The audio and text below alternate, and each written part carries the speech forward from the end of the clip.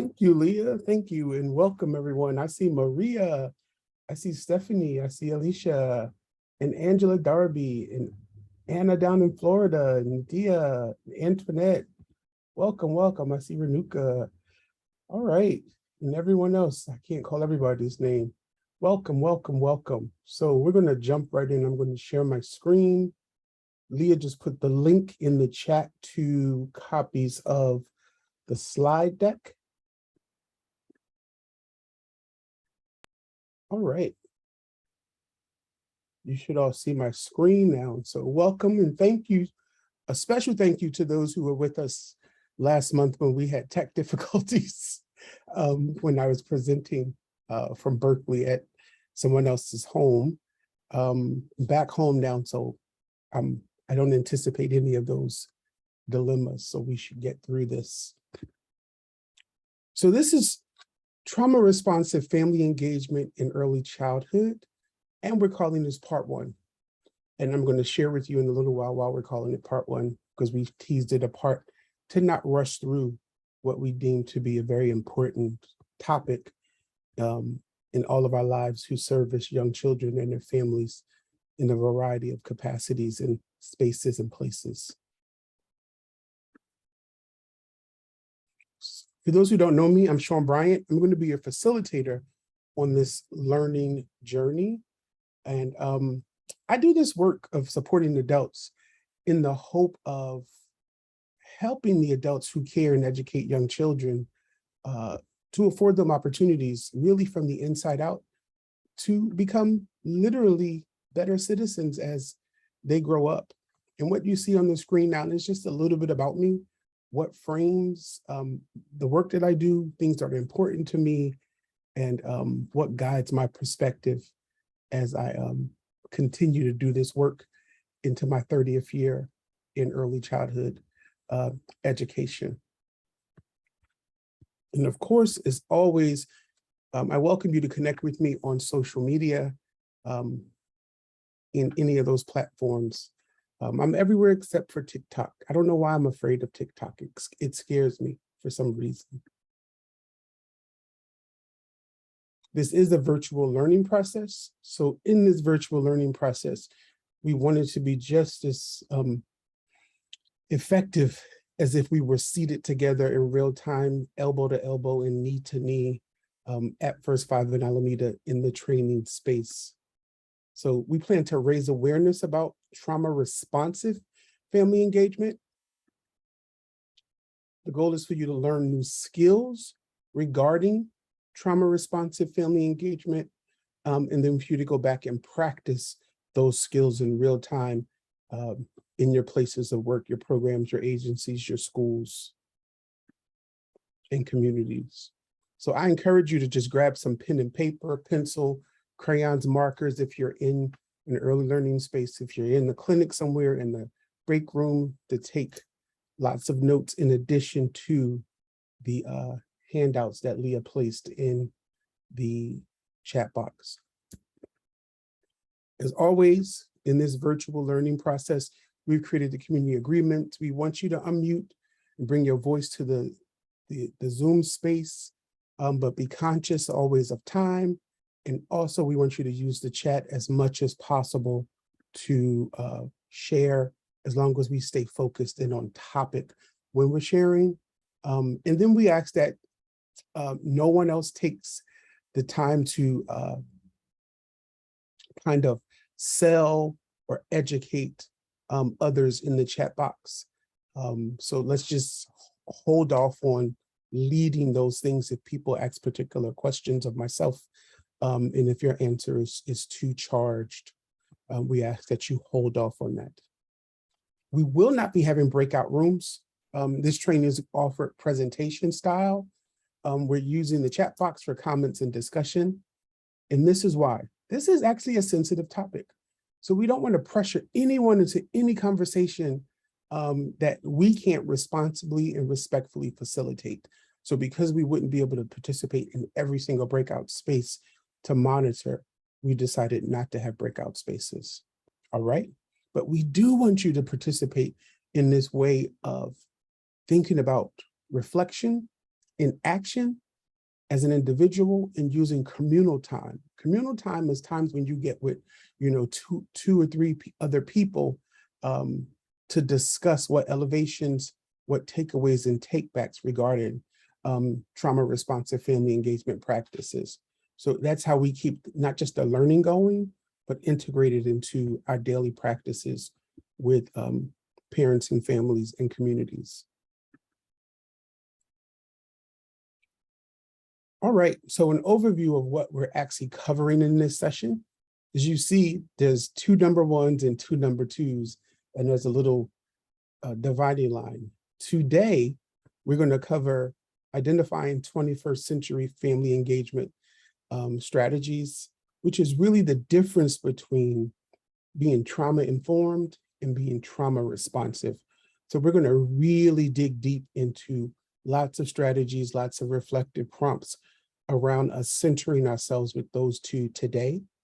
And then because we've created a part 2 for this, even though this should seem like part 2, but it's the same as the one where we lost connection last month. In part 2, we're going to dig deep in terms of state-dependent functioning, trauma responsive practices regarding strengths, family strengths and assets, and disrupting the inequities of wanting to engage families.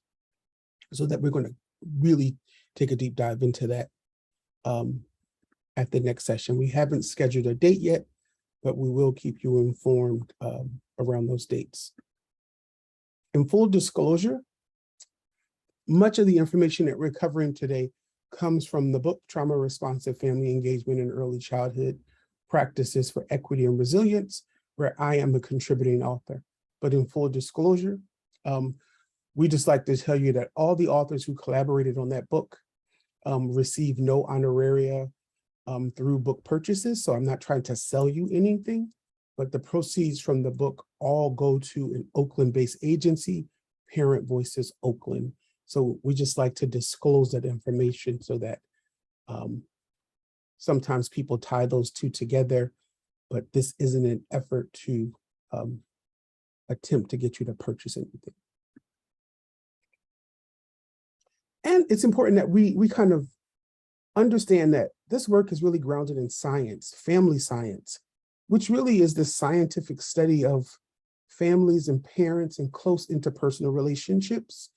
And these 5 kind of components or characteristics that we see on the screen that guide the work of family science. So as we continue to dive deep and pull the layers back on, positive family engagement and moving along that continuum from parent and family involvement to engagement, considering these 5 components that are grounded in family science, because it focuses on relationships and interactions, which is really important because it hasn't always focused on those 2 crucial components. And it's strength-based. It looks at family strengths and how families build on their strengths so that they can be sustainable. It's preventative. Family science, that perspective applies knowledge about how healthy family functioning helps to prevent problems before they occur. In this notion that it's not just research-based,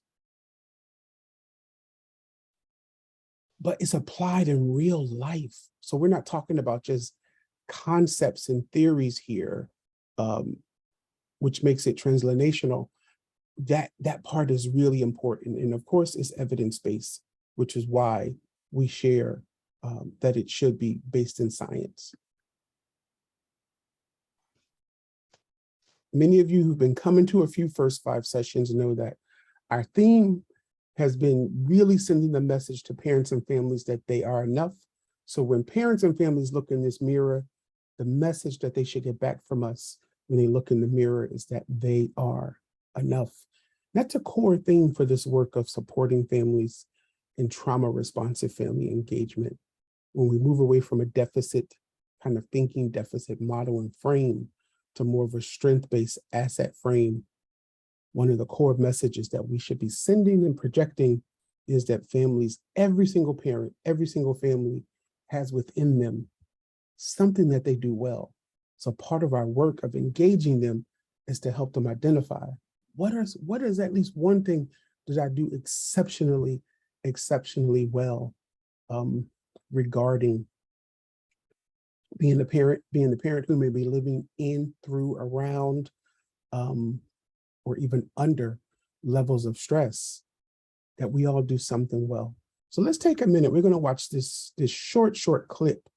Then I want you to think about, what are the messages that we can send to parents through these types of interactions when we share space with them, when we show up for a home visit, when they show up to the preschool, when they show up for the socialization group, when they show up to the clinic, when they show up for an appointment, if they're coming to play therapy or family therapy for treatment. Regardless of our role and responsibility, when we watch this short clip, I want you to think about, and then we're going to share in the chat, what are the things that we can do to send these messages to the parents and families that we service?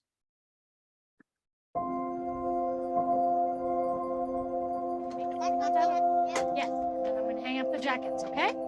I'm really rushing all the time. I don't have enough time just to sit down with them.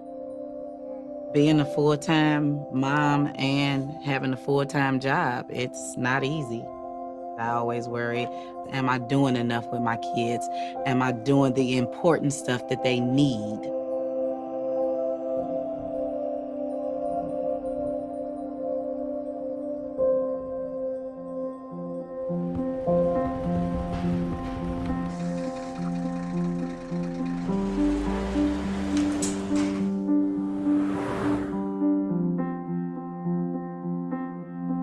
Can't imagine what is in here.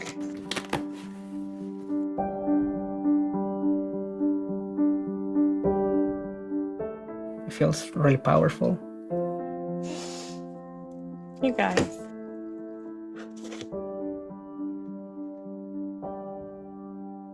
You already have all it takes.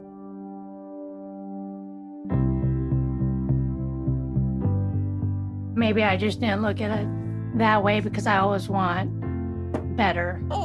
You put your feet in them? No. No? I know that I can do it. Which one is rough? This one. It's amazing the little things that we do, we don't even realize we're teaching our kids. You did it, Mom. Yay, good job. You don't really think of brain development at that young of an age, you know, when you're 3 months old.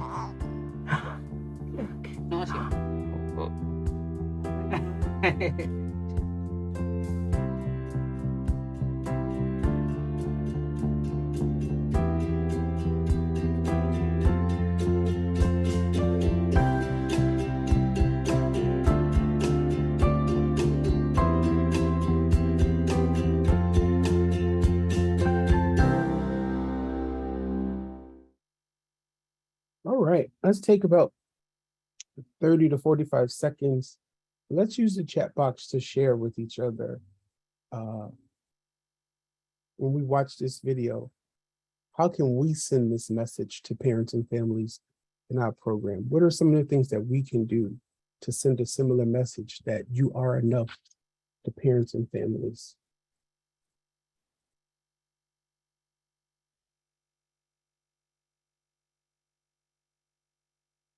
Don't think too hard.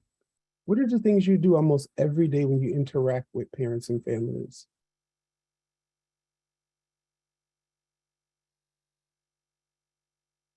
All right. Louise Porter said, affirm what they are already doing. Yes. Terry Brown said, meeting families where they are. Marilyn said, encouragement. Mitzi said, just listen. That's right. Praise the parents. Uh-oh, we're starting to move fast. I can't keep up, Leah.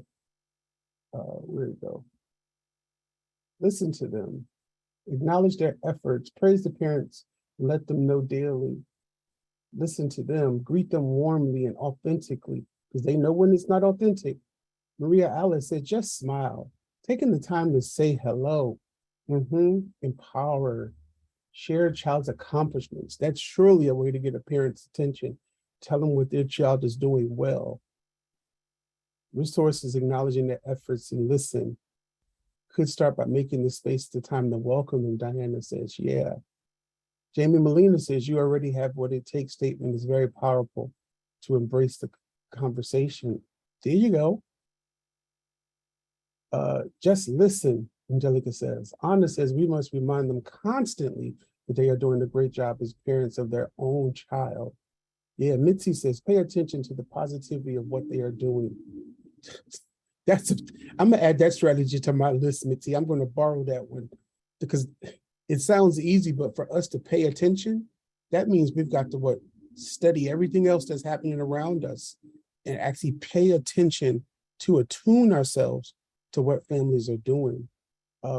Sounds easy, but that's a difficult one, but we all should aspire to it. Mianta says, remind them that they got this. I like that one. Yeah. Diane says, I worry about the parents in our program that they are glued to their cell phones and missing out on all the minutes they could be enriching their child's life.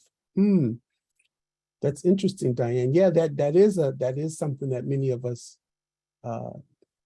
worry about, but there's emerging research that actually is linking that book reading on tablets and that apps. There are some apps on the cell phones that parents can share with their children to connect and to use them as learning opportunities. Awesome. Thank you all for keeping that going. Awesome, awesome, awesome.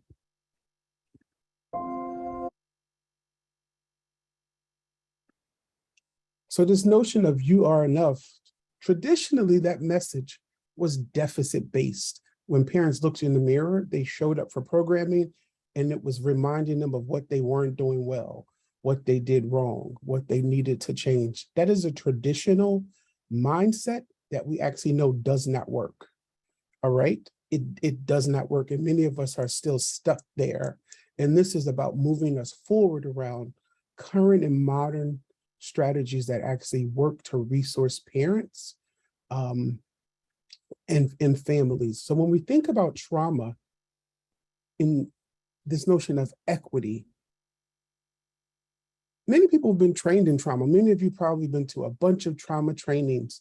Initially, everybody was trained with kind of understanding this notion of what's wrong with you? What's wrong with you? Understanding that some of those behaviors that we were seeing, we questioned it, well, what's wrong with you? So the response to that is now no. The response is no. Then we move from what's wrong with you up the stairs to what happened to you. I watched that Bruce Perry and Oprah, what happened to you? And those of us who are really in the work say, still not enough. Nope becomes our response. So as we move from being trauma informed to trauma responsive, we start asking different questions and we get different responses or answers from parents and families. So we start asking ourselves to remember to ask every family, what's strong in you? When they show up to the playgroup, when they show up to your program or your agency for services, when they show up at the school door, if it's a clinic appointment, if it's a home visitor appointment, we start asking what's strong in you to begin the conversation. But that's not it. That's how we enter into that bi-directional, mutual, reciprocal relationship. Then we start asking the question, this is being trauma responsive. What can I do about it? So there are 52 people on the call right now. What can I do about it? This is being trauma responsive. This is the charge that many of us said, I don't know if I want to pick that mantle up. But if we dare to be trauma aware and then trauma informed and trauma responsive, we have to ask a better question, and the answer must be the affirmative yes. So the work. You see this squiggly line? It looks like Leah's daughters drew this. She has a 3-year-old daughter. It looked like she may have drawn this picture. I have a 3-year-old here. If he drew it, it would have looked just like this. Actually, it would have been on the purple and off outside of the lines. But this work of being trauma responsive, kind of suspending the way we were learning 30 years ago, or even I would say 10 or 20 years ago, suspending that or what we've read in the textbooks, because some of our textbooks that people are reading currently still aren't updated. I'm not going to take us down that road though. I'll get upset because our medical textbooks still say some lies about Black people in pain. Actually, medical textbooks still are espousing those lies. But this work says why this line may not be straight. It may not feel like, oh, okay, point A to point B. That is complex, it's moving, it's fluid. The more we can center ourselves and know that if we aim to be trauma responsive, that the work will feel and look this way at times. That's that trauma responsive stance. That is the equity stance. I have a center director who works in Contra Costa County who I've been mentoring for years. And one time she sent a message to me saying, I think I just need to get another job. Maybe it's time to quit. I thought I loved this work. And then I kind of just engaged in the conversation and said, tell me what's going on. She says, you know, this week has just been so hard. I haven't had a hard week like this ever. I just feel like something is telling me maybe I need, and this was pre-pandemic, maybe I just need to leave. And I let her, you know, she talked for about 20, 30 minutes. And then I simply said, everything you said is part of the experience of becoming an effective leader. Without those difficult days and weeks, we have nothing to stand on to build our resiliency from. She was kind of shocked that I basically said, yeah, what's happening to you should be happening to you. But instead of reacting, how do you become responsive? This is the same thing. Instead of us reacting to parents when they show up and demonstrate behaviors we don't enjoy or like, or think they should show up differently, how do we take a pause and say, you know what, this process is about them and me supporting them, so I can't lead the way. They have to lead the way, the work.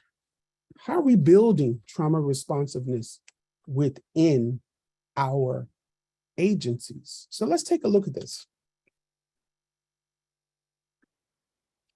Are we building or becoming parent and family involved, meaning providing services to families?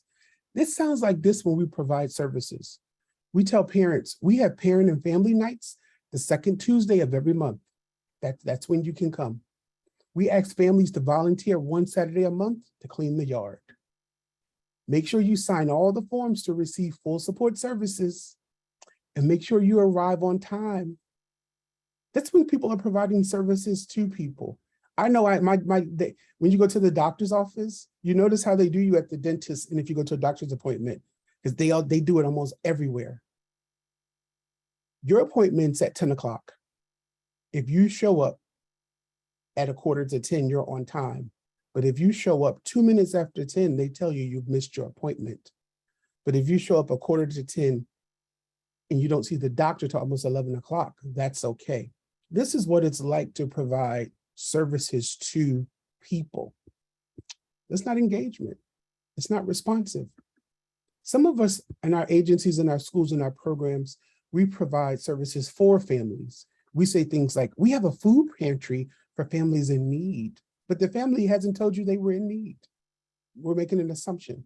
Or then we say, you know, we used to talk, read, sing from the state of California for your children. Then we say things like, we partner with Tandem, our partners in learning, and we send home bags with good stuff in it for you to read. I love Tandem, so this isn't a dig at Tandem, but when we show up and that becomes the articulation of how we build relationships, we're providing services for families. But as we move up that continuum, when we provide services with families, it shifts a little bit. At the very beginning, we ask families, what do you want for your child or children? What do you want for them in terms of their health, if it's a doctor's appointment? What do you want for them in terms of what do you want them to learn over the next month? Not readiness for kindergarten, because that can't always be the center of the conversation. If I'm 2.5 and I'm at the socialization group, what do you want for your child for the next month? Tell me about what you want to focus on. That's when we're working with families. But you know, there's still some space to move up this continuum. When we're building and we understand that real, strong, centered family engagement comes from families. So when we show up and it comes from families, we engage with families and say things like, well, we hear things like, rather, from parents and families, where they'll say, I want to parent differently, Leah, but I'm struggling to fill my toolbox. You know, I was spanked. I don't want to spank my children, but I don't know what to do when they don't listen. It's from the family. Then you may hear me say, you know, as a father, I want to be there, but I work 12 to 14-hour days, Maria. You're a center director. What can I do? I can't stop working because I have to take care of my family, but I want to be there because my parents weren't there, but they worked all the time. And I'm realizing that I'm doing something similar, but I don't know how to not do it. That's when our work comes from families. So let's take a moment. I want us to share out just so we can get a visual, because the visuals are important to many of us as adult learners. We're going to use the chat box. Think of your agency's policies, their procedures, their practices, regardless of what type of agency or school or program it is. When you think of this continuum, where does your agency fall? To families, for families, with families, from families? Let's take about 30 seconds and put that in the chat box. Not you, but your agency, your agency. All right, thank you, Stephanie. You have a for, a with, a from. Ooh, from. Jamie said from. All right. Maria says between 2 and 4. Renuka says a with, a for, lots of fours. Angela says 4. Jacqueline says 2 and 4. Okay, kind of between there. 4 families. 4. Jorge says 4. Okay. Kiana says goes up and down depending. I like that one. That actually I love that answer, that response, Kiana. Because what we're really saying when we're saying it goes up and down is we potentially, if we're really paying attention, part of that could be we're actually responding to the individual needs, which is why it's moving. It's not static or fixed in one place. And the reality is it should be doing this based on who the families are and when and how they show up. Diane said with. Awesome. Flandra said for and with. Okay. Thank you all. There was a great visual. I hope you all saw some patterns the way I did. Most of the people who participated, thank you. There were lots of 2s and lots of 4s. There were a few withs. I only saw 1 from. So this message tells us all we all have some work to do around how we re-engage families, how we show up, and how we understand that 21st century family engagement is really putting parents in the driver's seat. It's shifting it the way it used to be, because that's not how I was trained to engage families at none of my jobs in the past. It wasn't.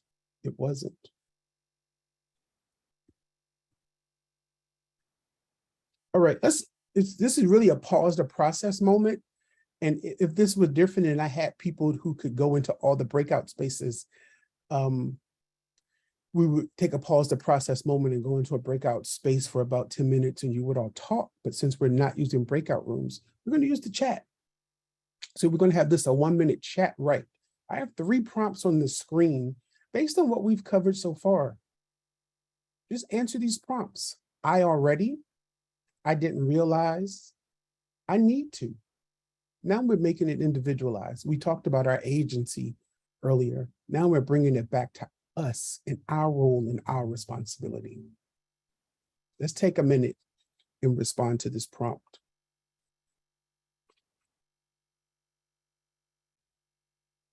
Jorge says, go above and beyond. Okay, Louise says, I need to pause and listen more.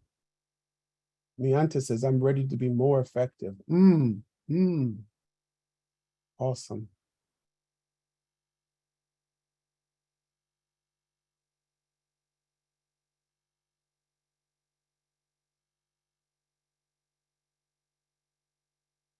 Thank you, Jamie. Jamie says, I already want to generally help families. I didn't realize how to focus my question to be empowering. I need to practice on helping more with their need. Thank you, thank you. So Jorge says, I go above and beyond. So I'm not sure, Jorge, if you were responding to the first one, I already, or it could have been the last one. I need to. Mianta says, I need to listen to families because they're going to share what they need. Yes, they will, eventually. Diana Hernandez says, I need to assert and be more intentional about my voice in order to advocate for our families. Yes. Okay, you said you already. Okay, Jorge. Renuka says, I need to learn how to empower teachers in classrooms to be fearless and brave to build the relationships with families. Yeah. Renuka, that you remind me of this, I won't take too much time today, but we all get trained if we study child development or early childhood or child and family services to be child-centered. I was trained in it.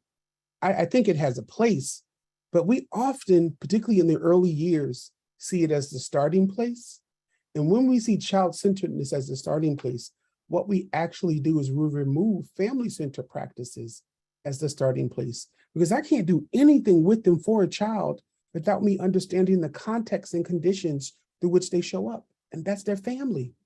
That's their family. So we actually do it the opposite way in practice. We want to be child-centered. We've got to move to being family-centered first. So when Renuka says, I want to help my teachers, most of them probably would tell her, I got in this to work with children. Where do you work with the child who can't care for themselves without working with the adult?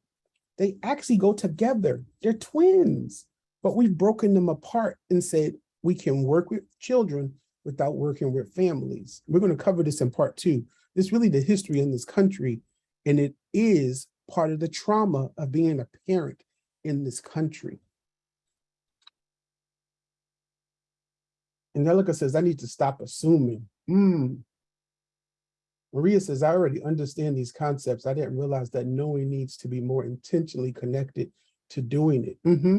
I need to support creating a brave environment. Yeah.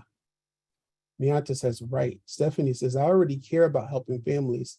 I didn't realize that to help families, I need to listen to their needs and not what I think they need. Bingo, Stephanie. Mianta says, each family is unique. Awesome. All right. Thank you all for that. You can keep it coming if thoughts come up for you in the chat. Keep sharing, because we learn from each other in this way. We learn from each other. So it goes way back. That's what trauma is. So Dr. Gabor Mate up in Canada, he says, we don't respond to the present moment. You respond to the past. Think about that for a moment. Think about your work with parents and families. Think about that incident where the parent was agitated, upset, frustrated, or even irate. What did they bring to, your agency, your school, or your program? Think about this quote.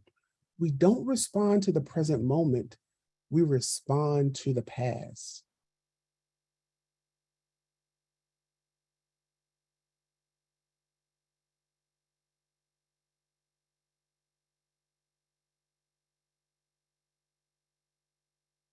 So Dr. Mate says that when we show up in this way, we show up saying, do you understand who I am in this moment? Who I am, meaning that parent and that family. And oftentimes when they're showing up, bringing their past, they're attempting to say to us, I was a victim in the past, but I won't be a victim now. But it gets meshed together. So part of our work around engaging families richly is this agency, not empowerment, but agency, so that they can begin to resource themselves as powerful, as advocates for their own family, for their own child or children, and themselves. that they're not responding to what your request was. They're responding to their perception of what they think was asked or their perception of what happens. And we all know our perception becomes what? Our reality.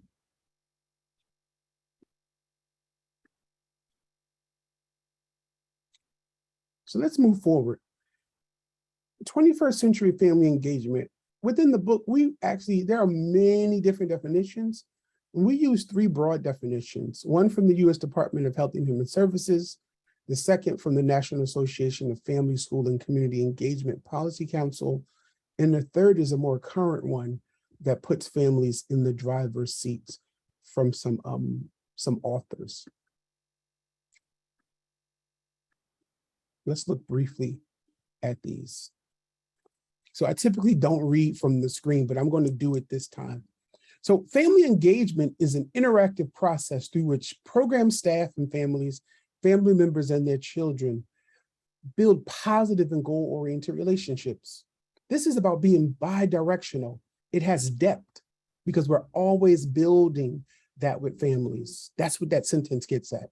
The second sentence says, it is a shared responsibility of families and professionals that requires mutual respect for the roles and strengths each has to offer.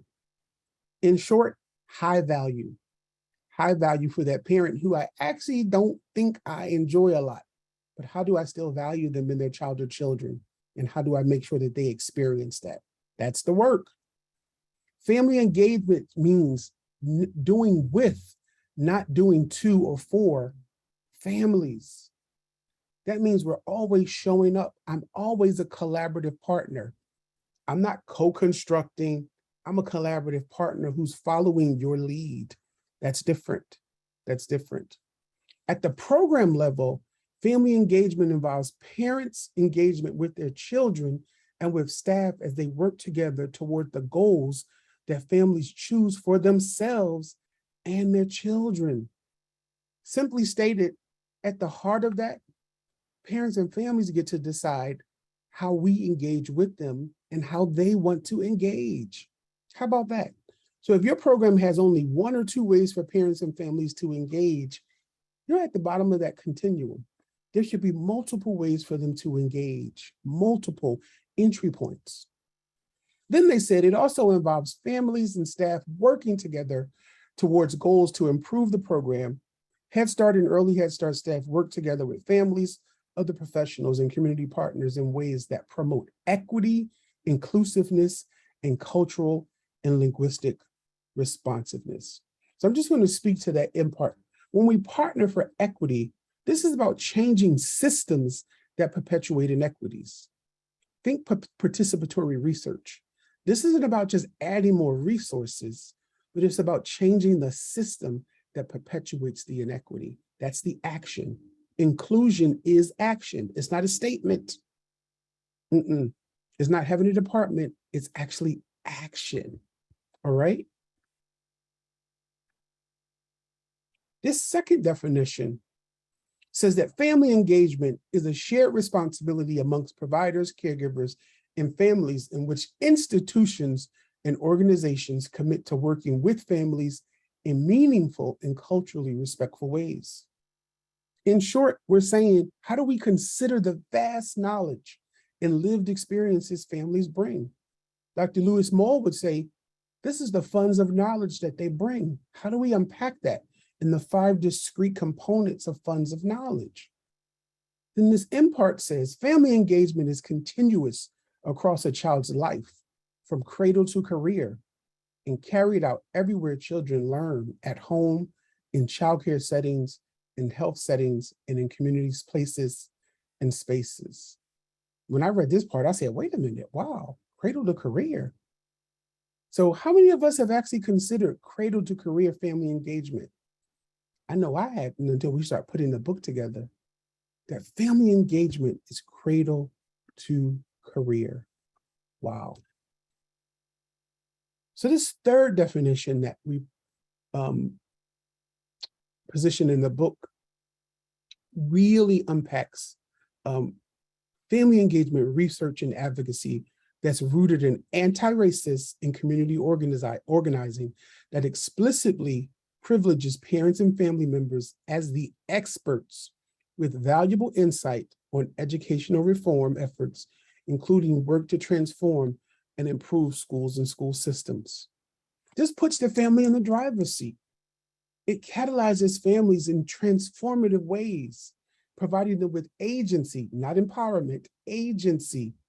Because here's this thing, when we empower children and parents, or if anyone says they're empowering you, guess what happens, excuse me? If you're empowered, we can take that power away. But if I provide it with agency, it's always mine. You can't take my agency away. And agency is part of that equitable collaboration. I'll give you an example. So pre-COVID, I was in Oakland consulting at a program in Oakland, a preschool program in Oakland. And the interim director was in the kitchen. She was like prepping for lunch. And an angry parent came in who had a child with a severe disability. You know, she had no expressive language. And the parent had these papers, the mental health consultant, the family advocate. It was a Head Start program. They were all in the back thinking, they were trying to get the director saying, go talk to her, she's upset. I happened to kind of walk through and then they kind of just said, Shawn, because I walked in saying, you all know there's a lady out here. And they said, Shawn, go talk to her, go talk to her. So I checked with the director. She said, please go talk to her. So, you know, me not knowing what I'm getting into, I'm thinking it's just a parent. So I walk out into the lobby and say, you know, how can I help you? I'm Shawn. I'm a consultant here. You know, I'm a short individual, you know, according to, I'm not 5'8" yet. So 5'8" is when you can't call yourself short according to the rules. So she's about 6'2". So I'm looking up at her, but I'm used to this. I look up at most people, so it's not uncommon for me. And she has these papers in her hand and she says, you all are trying to kick my daughter out. You're trying to kick my daughter out. So I get closer to her and I just literally let her keep saying that. And in a moment when she took a breath, my response was, it sounds like you love your daughter. That's real important. And then her head kind of went to the side like, what? And I said, it sounds like you love your daughter. Let's sit down. I want to hear the rest of what you have to say. We sat down, not just so that she wasn't taller than me, but that I could be closer to her. Because I literally sat where there was almost no space between us. And when I sat down, she kind of just did this weird smile. She didn't realize what I was doing was breaking down the barrier that she had put up intentionally. My response was a trauma responsive response. She came in highly elevated. I've watched programs tell parents things like, if you don't calm down, we won't talk to you, you know, or you know what, you need to make an appointment. You didn't have an appointment. Or I've heard parents get told things like, if you don't calm down, we're going to call the police. Yeah. The trauma responsive piece says she's agitated. I've got to create something that's important to her. She's talking about her daughter. You're upset because you love your daughter. It is okay and acceptable to be upset. I didn't say lower your voice or any of those things. When we sat down, all of those things immediately happened. This is how we privilege parents and families when we put them in the driver's seat. Just one of the many, many ways that we do that. All right, we're going to consider some aspects of family engagement. This interactive process of relationship building. So family engagement, these interactions that we're talking about occur in the context of an ongoing and collaborative relationship. It's not a one and done. We make better choices about practices and activities that are based on the goals of our programs and our agencies that are responses to families, culture, and language, and what's important to them. That means it's constantly changing, it's fluid. And because it's ongoing, it occurs when parents and families participate in experiences and activities that seize opportunities for themselves. It's not us handing them something. and that we're sharing this responsibility. It's an exchange of information, not an exchange of paperwork, not an exchange of here, sign this, but it's an exchange of storytelling. It's an exchange of this is who me and my family are. That's what the exchange is, so that we find out what all those other important pieces about children and their families.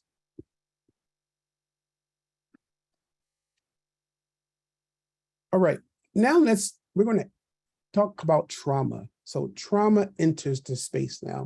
We've kind of covered broadly this notion of 21st century family engagement. So Dr. Catherine Bryant says, when we think of being trauma informed, to be informed is to receive information. Let me say that again. To be informed is to receive information. But she says to be transformed is to be changed or altered as a result of this new knowledge. This is still insufficient in many ways around being trauma informed. It's a great place to start, but it is insufficient.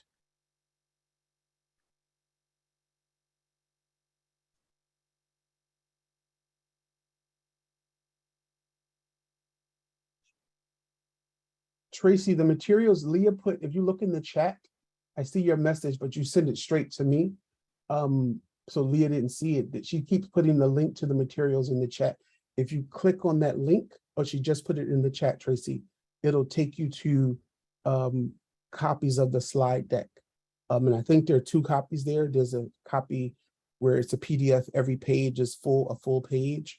And then there's one that 3 slides are on every page so that you could take notes if you want to print it out. No worries, no worries.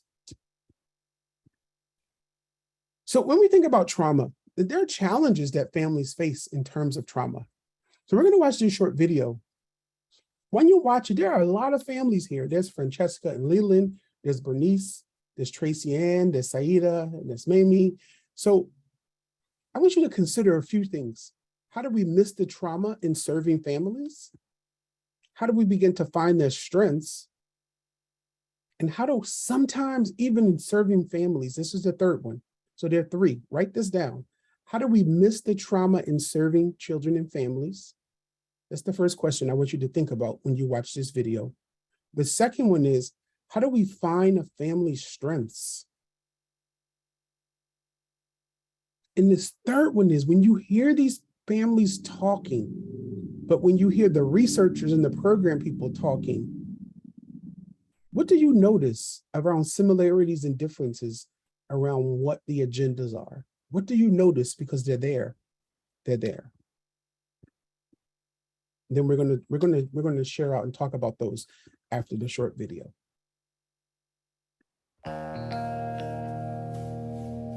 The most important time for brain development is really from birth to 3. It's this golden opportunity when the brain is most plastic. We've got the technology now that we can really see how they develop. 1, 2, 3. By the age of 5, the brain gains 95% of its total size. You will never find another 5 years in any of our lives in which we're more neurally plastic than at that time. But what does the baby need? Opportunities. We can build the best brains if we understand how baby brains work. Come on, big boy. For some children, that rescues them from the lack of opportunities that occur all over the United States. That information just fuels the work that we do. Poverty is not pretty. We have to be able to pull the curtain back and really look at it if we're going to help kids in poor neighborhoods. Living in the shelter was really hard.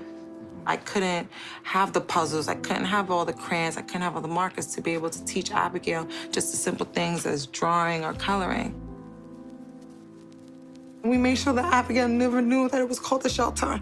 We always said, "We're going on an adventure, Abigail. This is going to be fun."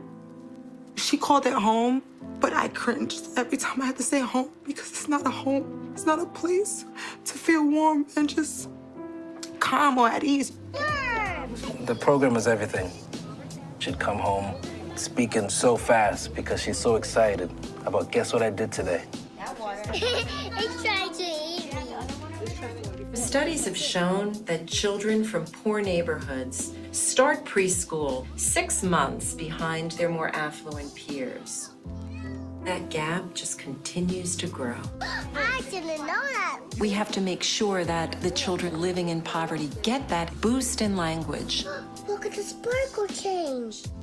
I want her to be able to express a feeling because if she does it now, she'll keep on doing it. And I don't have to worry about her when she goes into the world, she goes to college. We need the science. Scientists are really able to pinpoint the kinds of things that affect children's developing brains. Oh, what are all of these down here? I think some of the parents don't often realize how their child watches everything they do. Abigail absorbed everything like a sponge. Now let's get the other stuff on our list. You ready? Every moment's a teachable moment. Everything's a teachable moment. All right, so Abigail, where's the tomatoes? So get 1 tomato. Put the tomato in the shopping cart now. Good job. What are they making? Oh, little baby pancakes. You have to get on the child's level. And since all of my kids are at different levels, I have to learn to reach all different levels. With Janelle at 4 months, it's meeting her gaze, comforting her to know that mommy's there. Julia sees the world differently. I didn't know that till I started this program. Ready? Ready. Here I go. Watching them learn has been a blessing and amazing for me. Did I ever tell you how lucky you are? The schools are great schools, but to take Madison to school, that's a little over 2.5 hours. And another hour to drop Raven off. That's the sacrifice I have to make. Be careful. Our day starts like after 4 in the morning. The program taught me to always be inventive. What shape is that building? A rectangle. Always use every moment as an opportunity to teach them. Well, we can take What do you treat? I spy bikes. They're always learning, no matter what it is. Oh, look, there we go. Without the program, I don't know where I'll be. Okay, we have to be careful. And it happened at my peak in college. Having a baby made me feel ashamed, like I failed myself. I already lost my mom. And then 3 months after I found out I was pregnant, I lost my grandmother. Everything just felt so confusing. What am I going to do with a life growing inside of me? It was terrifying. Hi, Godfrey, you called me? My friend was talking about the service. So I called the number and he was like, we'll send a nurse out to you. And lo and behold, Lisa walks through the door. Since then, we were inseparable. Every question I would have asked my mother, I asked Lisa. She really made me not feel so alone as a new mom. You ready? 1, 2, I want him to be just the best man ever. How old are you? 4. Jump 4 times, let me see. 1, 2, 12, 13. Shawn, he's very, very smart and funny. I want an environment that is positive because of what we came from. I was abused 5 years in a marriage. 2 years ago, I told myself no. Ever since then, I went from shelter to shelter and I never gave up. They still remember when they see any mark on me that reminds, they go like, Mommy. But I try to erase it from their memories. Breathe. I involve John with shapes and colors and numbers. 2. I really, really want them to be good grown-ups. You move here then. Camera, you move here then. Miss Kelly taught us come here every Monday to usher me through life. Children who have been exposed to the domestic violence that he's been exposed to can often feel very shut down about making themselves vulnerable and just being free. You've learned so much about how to make him feel safe. because of Robin Hood, I sit here as a proud woman who is so strong and trying to raise 3 positive kids. Thank you so much, because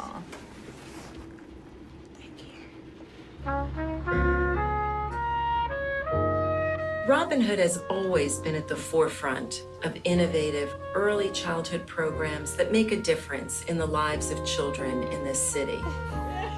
Now, when you apply what we've learned in early brain research and combine that with the programs that Robin Hood funds, we're going to be able to help tens of thousands more children build strong foundations for their futures. Thank you for being Robin Hood.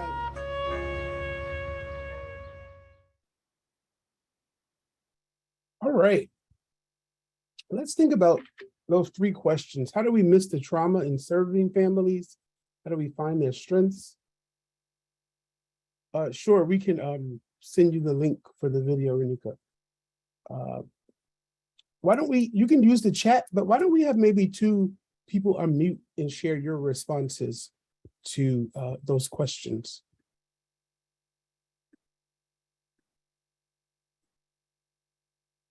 Venus says, it is a great example of working collaboratively with the family. Women who dealt with the DM interpersonal violence, working together to make the children feel safe. Definitely. Shawn, I just wanted to add to that, you know, so much of what children go through, witnessing, hearing, or experiencing interpersonal violence in the home, the child care, working with the staff there makes such a huge difference. And I really love the collaborative way the teacher worked with the mom. And that's ideally what we should all be doing. So thank you for showing that video. Well, thank you for bringing your voice. Anyone else want to share your responses to those 3 questions? I see lots coming up in the chat. Renuka says, connecting bravely with families, listening to understand and to feel their experiences. My friend Salika would say, take a walk in their shoes. Definitely. Listening to understand and not to respond. Listening to understand and not to respond.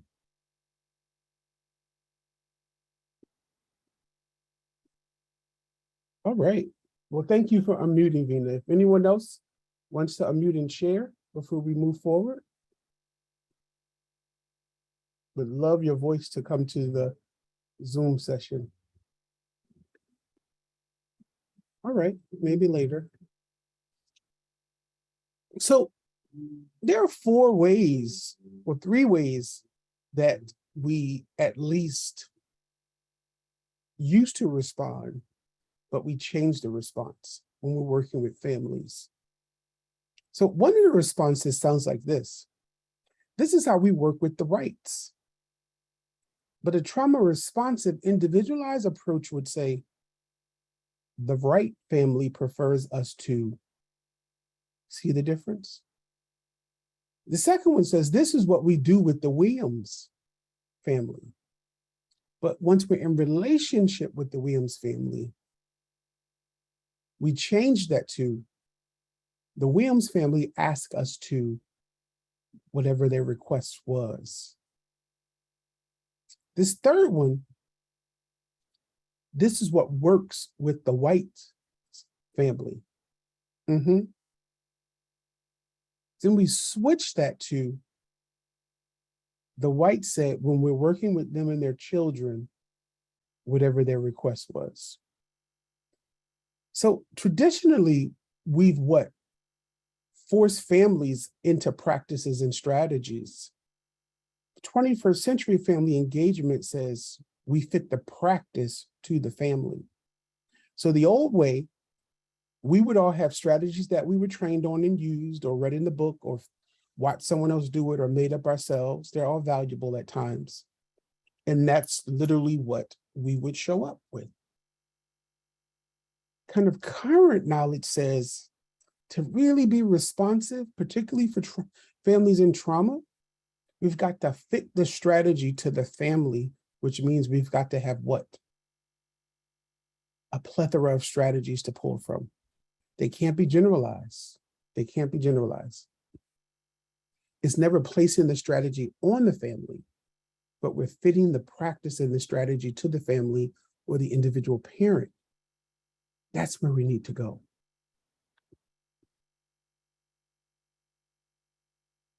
So I love this. I found this on the Happy Snapshot.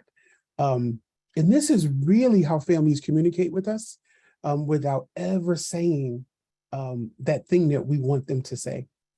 And it starts like this. People don't always say, I love you. Sometimes it sounds like, be safe. Other times you hear, did you eat? Or text me when you get home. Or maybe the unexpected, I made you this. Now, two of these I recently had. I did a training with a bunch of mental health consultants in the state of Ohio. And they had like 123 consultants who registered. And I said, this is too many people on one Zoom. So we broke the Zoom up into two, still too many, but there are about 60 people per session. So and it's a 4-day training. So instead of just training them in the morning from 9 to 12:30, which is the way it was supposed to be, I added a PM group, right? So I literally trained all day with no break. When the morning group left, the PM group came in. On day 2, one of the consultants noticed that I would give them 10-minute breaks, but something clicked in her mind and she unmuted herself and said, the mother in me is telling you to go get something to eat, Shawn, because you're with us all day. And my colleague who shares an office space with me is coming in the afternoon. She said, when are you eating? She literally unmuted. This is what the responsiveness sounds like when we're observing and paying attention, not just to gather information, but to realize, oh, remember that other way that says, what will I do about it? Yes, that's how it's demonstrated. This is exactly how it's demonstrated. And this gets to those cultural underpinnings that we can often sometimes miss, all right?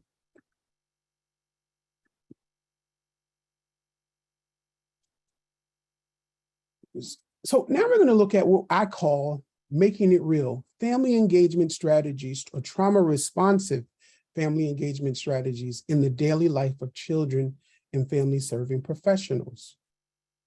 This is actually going to be a handout. It comes right from, where's the book? Oh, these come right from the book. So I pulled them from the book and I created a nice little handout so that you can, in addition to the slide deck, they're more condensed in 2 pages on the handout that I'll share afterwards. And these are all strategies. They're all strategies about being responsive to the families that we work with and for. So this first strategy says, once we know that we can't be effective in our work with a child, and I kind of said this one already, unless we understand the context and the conditions through which they come, which they show up, their family, we cannot be effective. And many of you who've been working with young children for years, you know, if you think back, all the families where you knew the parents' names, you had daily conversations with them, they shared pieces about their family life outside of your program, your agency, or school. You understood the context and conditions to which they showed up. Then if I ask you to think of 2 or 3 other families who you remember, and you can't remember their parents' and families' names, you might not even remember the child's name. You might have a picture of their face. What you'll find is you didn't remember those things because your relationship with them was completely opposite. You didn't know the context and conditions through which they showed up. You just wanted to make sure their parents signed them in, that they filled out the right paperwork, they showed up and participated, and they left. But when we make it real, at the very beginning, we see this as a #1 entry strategy. This second one is about disrupting deficits. Disrupting deficits.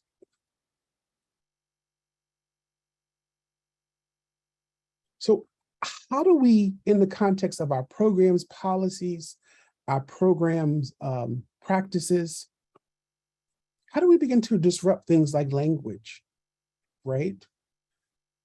And when I say language, many of us who have state-funded programs, if you're using the state of California's emergency sheet, the disruption around engagement, it has really binary language on it. So how do we see it as deficit and begin to change that? How do we change the stories? We may say, you know, we work down here. When those parents come, if they're from, you know, 3 blocks away, all of those parents are problematic. How do we change those narratives as strategy about parents and families?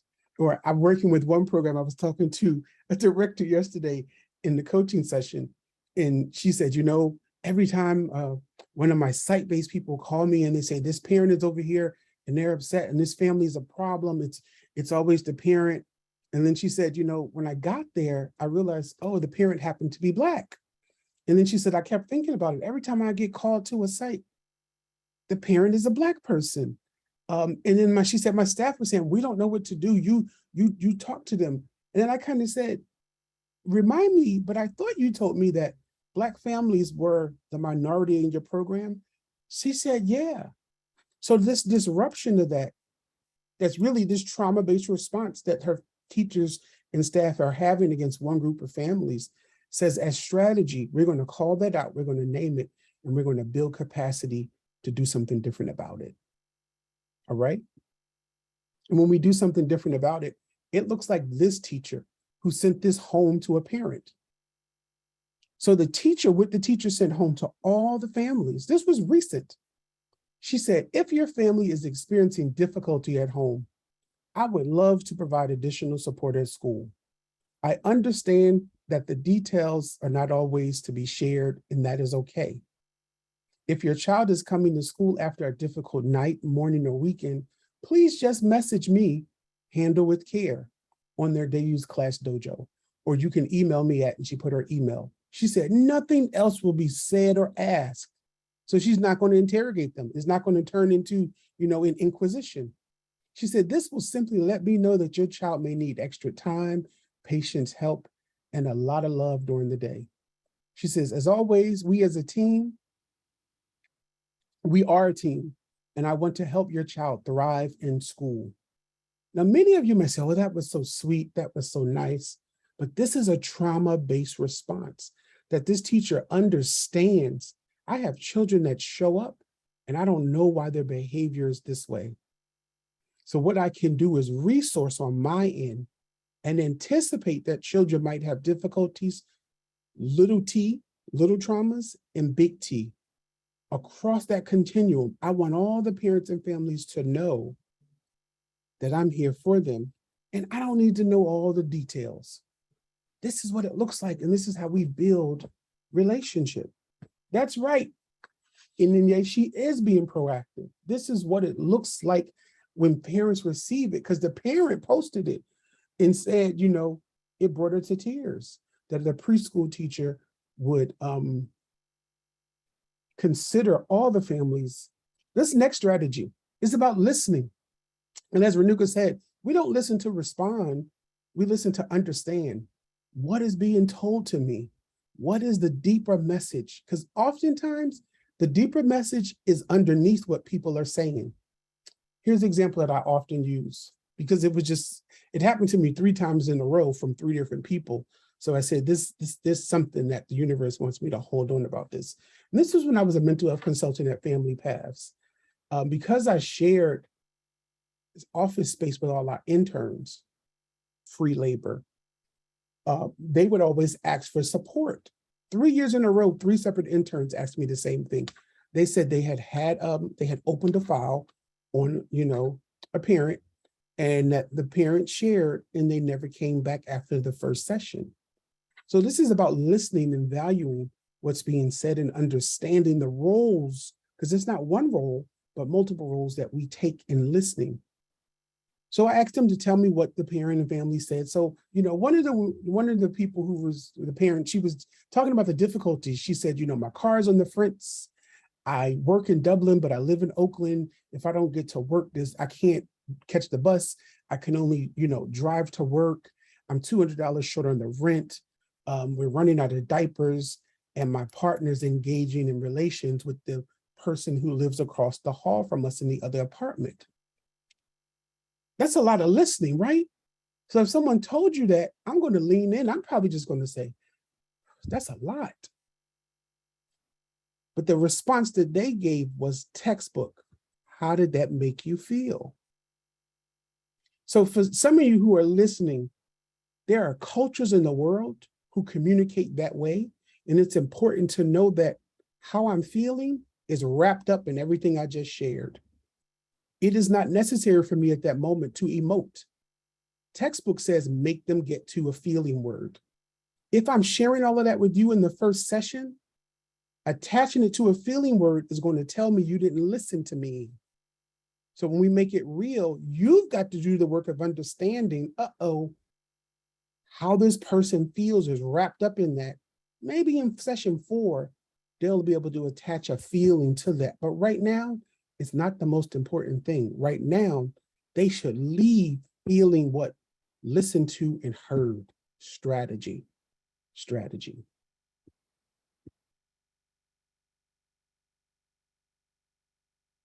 This next one, I think Jamie listed this earlier.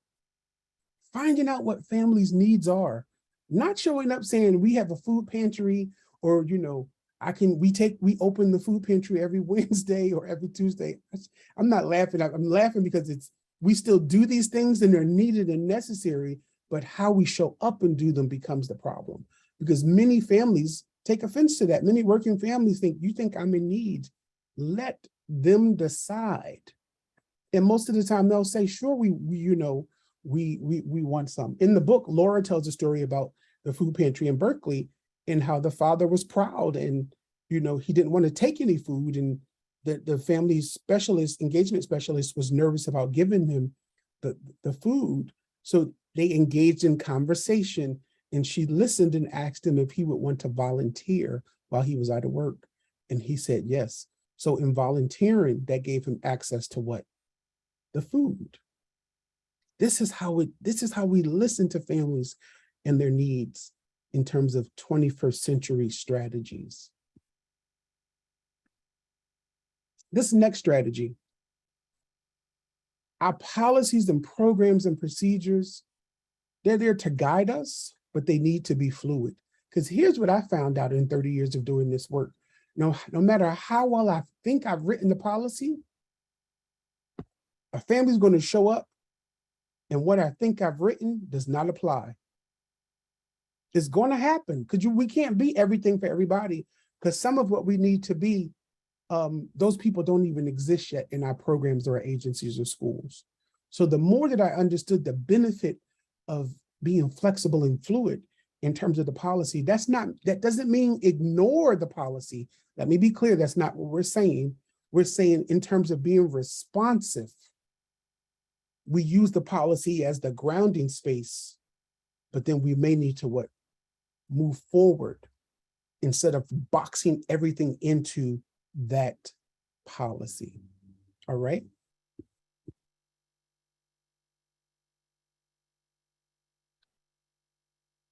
This notion of co-creating, that actually should say collaborating.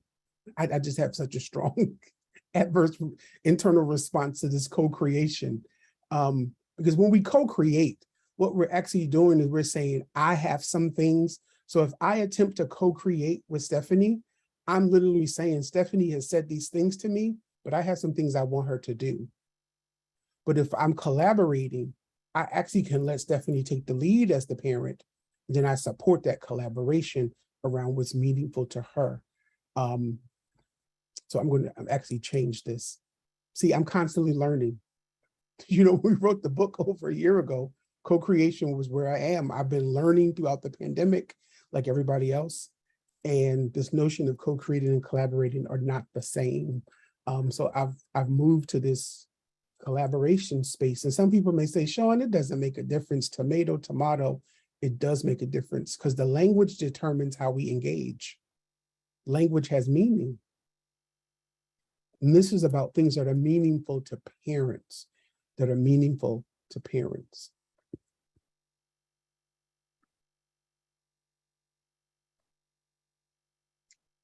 So this next strategy really asks us to reevaluate the ways in which we communicate. So I'm going to test you all right now. I want you to put in the chat, when you think of the families in your program, school, or who you work with, what is the number one way that they prefer for you to communicate with them? Put it in chat. There are 54 of us here. We lost 2 people. So the 54 of us here, I want to see 54 responses. What is the number one way that your program, school, or agency communicates with families? Type it in the chat.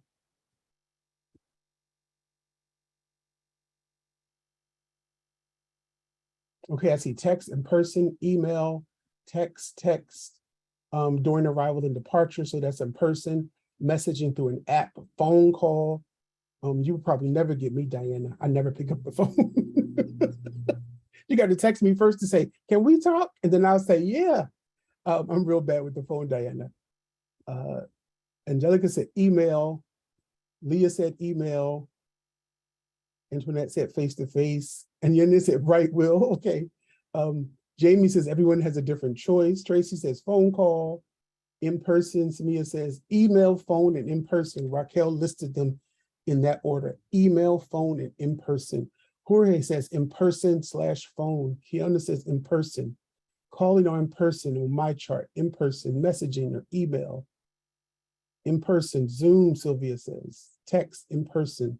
Jacqueline says, depends on the parent preference, although since COVID, it has been more phone, email, Zoom, and text. Well, here's what millennial parents says. If you go to Learning Hero, they've done research on families over a number of years. It shocked me because when I answered this, I thought it was text message. It isn't. It's email is the number one preferred way that parents want us to communicate. Under email is text. The more I thought about it, I said, this makes sense because anybody who knows me, I tell them, if you want me to do something, don't text me. Send me an email because my email becomes my to-do list. If you send me a text and 3 other people text me, there's not a guarantee I'm gonna pick the phone back up or remember that text. There's not a guarantee, but if you send me an email, I won't delete it until I act on it. And I started thinking, these millennial parents are probably doing the same thing. They're probably doing the same thing, which is why email rose to the top. But we've got to find that out by listening to them. So those of you who said a variety of methods, that's important. A variety of methods, very, very important.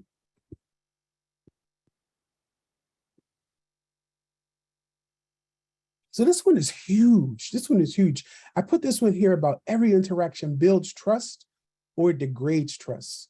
As a former center director, as a former preschool teacher, as a consultant and coach who's always in early learning environments where I've had parents who didn't know who I was and greeted me, and then parents who knew who I was and greeted me or didn't greet me, and sometimes I didn't greet them. In truth, I'm human and capable of error. What I've come to understand is all of those small interactions, they're building the relationship, or we're just pulling away from the lack of it. Each and every small interaction. And I've learned that as strategy, it's important to acknowledge those small moments each and every time, because they become the cement that holds it together as we consistently and continually build. So the takeaway message here is when you think parents aren't listening and watching, they are. When you think you cannot do it this time, do it. Don't turn your back. Don't forget saying hello. Don't forget saying goodbye. Don't forget having that, 30-second interaction. All of those small nuggets help around family engagement, specifically for families who are what? Experiencing some level of trauma, small T or big T.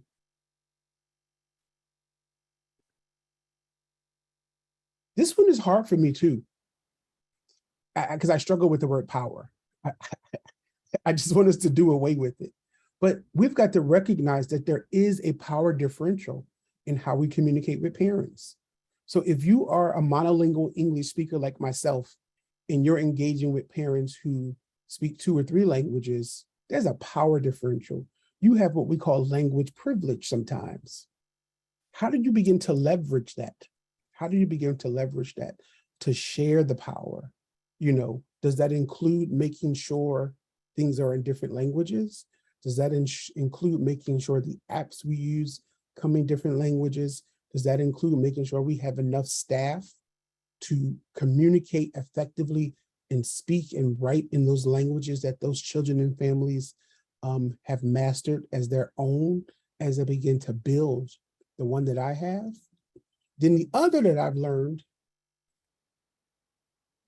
when I taught a class in San Rafael on child and family community from the Latinx and African-American perspective, was an extension to Sonoma State. We had about 38 people enrolled.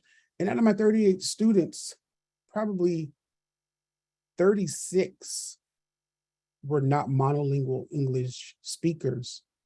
And we had simultaneous translation every single week because there were about 4 or 5 participants who needed it. But each week I'm speaking in English because most of them can understand English.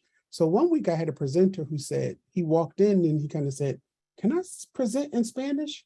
And I said, "Go ahead." This is how we really understand about the things that we do that we really don't understand, because I'm thinking we're leveraging things. We have simultaneous translation. And when he said, "Can I speak and present in Spanish?" and I said, "Okay," that meant myself and the other students who only spoke English had to do what they were doing every week. When I put that headset on and the woman was in the back speaking into that, when I say I immediately got frustrated, and it immediately helped me understand this is what they're doing every week. I can hear him and I hear her.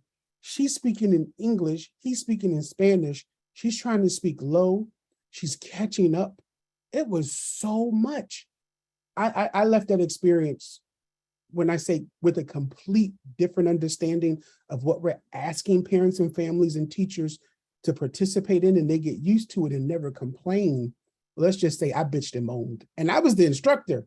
I was like, "This is what you all have been going through?" And of course they said, "Yeah, we have, but we're used to it." So that learning experience was that power differential around what will I do different to leverage this so that they don't have to experience it this way all the time this way. But if I hadn't had that experience, I would have never known. How do you leverage that power that you wield as an employee, as a teacher who may feel powerless most of the time, but when it comes to families, there's some power that you have. There's some power. How do we begin to leverage that as strategy?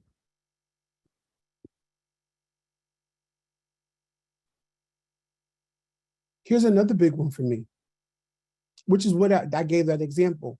How do I, because I'm constantly trying to do the work, how do I perceive what is often seen as challenging or difficult, but it's rooted in that parents and families' concern for their child or children? So instead of me perceiving it as, when we work over here, all of these Mexican families are just problematic. They complain about everything. That's a beyond problematic statement if I'm saying that about parents and families that we service. So we're basically saying that this is a behavior that we may have experienced, but I've removed myself from it, because the real response should be, what do we do so that parents and families aren't consistently experiencing this?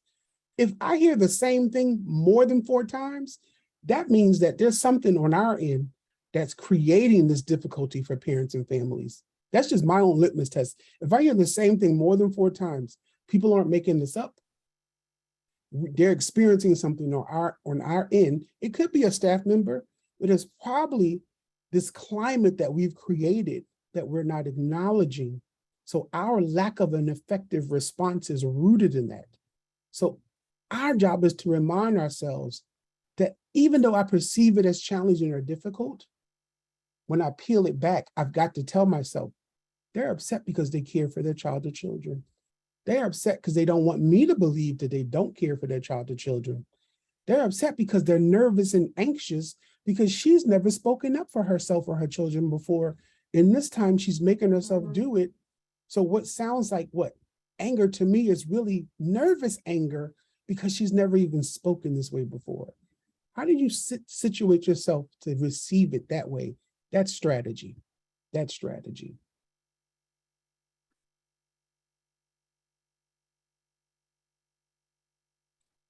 Another effective one, having interactions with families that are meaningful to them. Not necessarily the ones that so if you think about it, if you're a family advocate and you only talk to parents at enrollment, when they need to sign update forms, when you're going through your files, if those are your only communications, you don't have a relationship with them. You're just exchanging paperwork. But if you actually have meaningful conversations with families, you're building effective relationships based on their strengths. They feel seen and heard and safe with you. They're not just going to share more information, but the experience will become different for them and for you.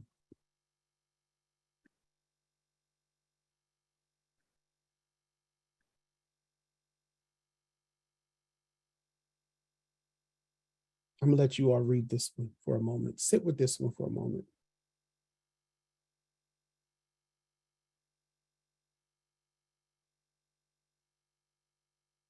I want someone to unmute. What are the two ways to interpret this statement? What are the two ways that one could interpret this statement?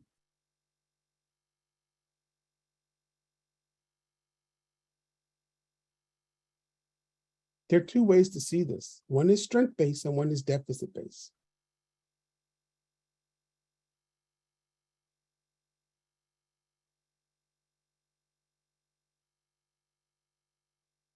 Or just a quiet group. You all at work, there's in the background. Come on, Maria. I was gonna share an example. I had a family once at a college setting. It was a lab school.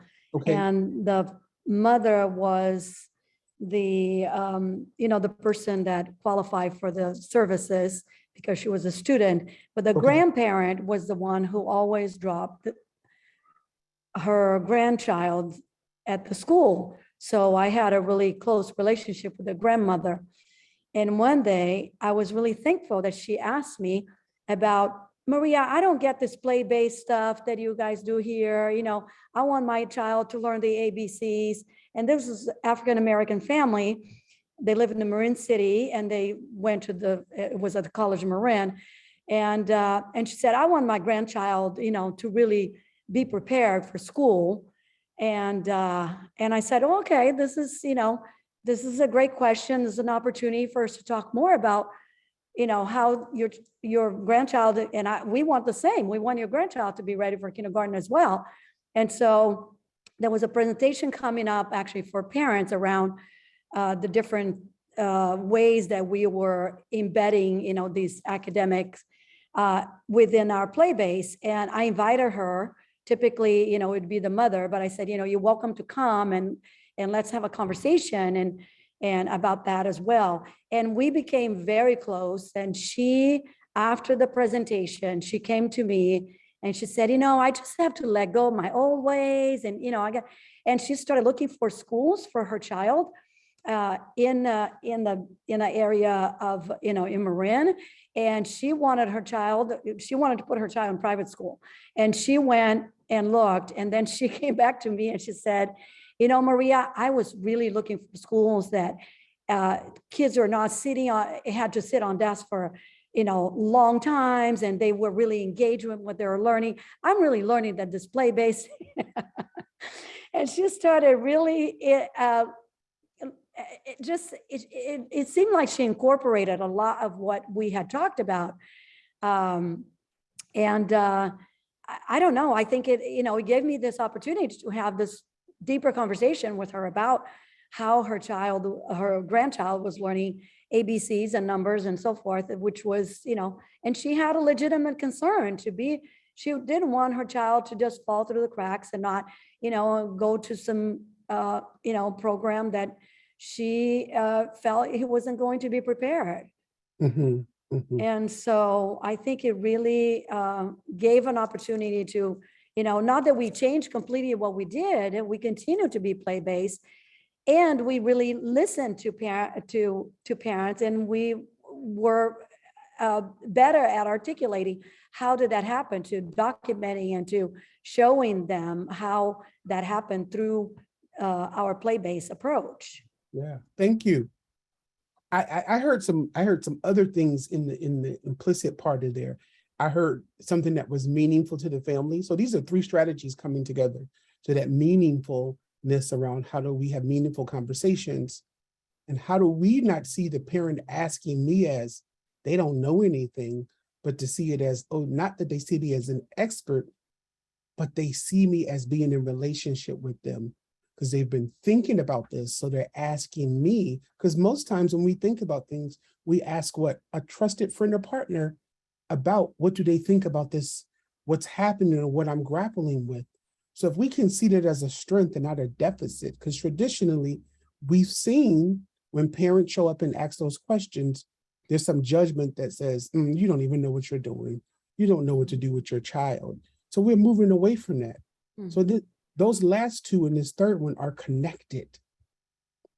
That the other message sends to the parent and family that what they're doing is effective, or we like to say you're doing enough.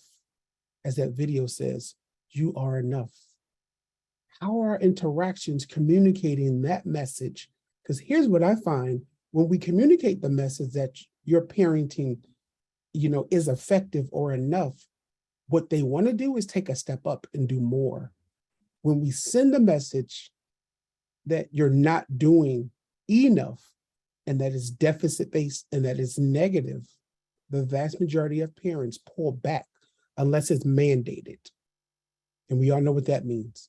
The vast majority of them pull back because the message says you're an ineffective parent. So the strategy is really making sure before we hit send on that email, before we hit print on those 500 copies to give out to parents and families, before we hit send on that text, before we put it on that app, to make sure that they hear, and not that it's contrived or fake, that it's real, but make sure that they're hearing where their strengths lie and their assets as an individual parent, or maybe even collectively as a group of parents and families. This is strategy. And connected to that is this notion of spotlighting. It's important to call it out. Those everyday interactions. We're talking about the daily routines and activities that they participate in with their child or children. We've got to reflect back to them that they're doing well. So most of my experience, but not all, has been in center-based care.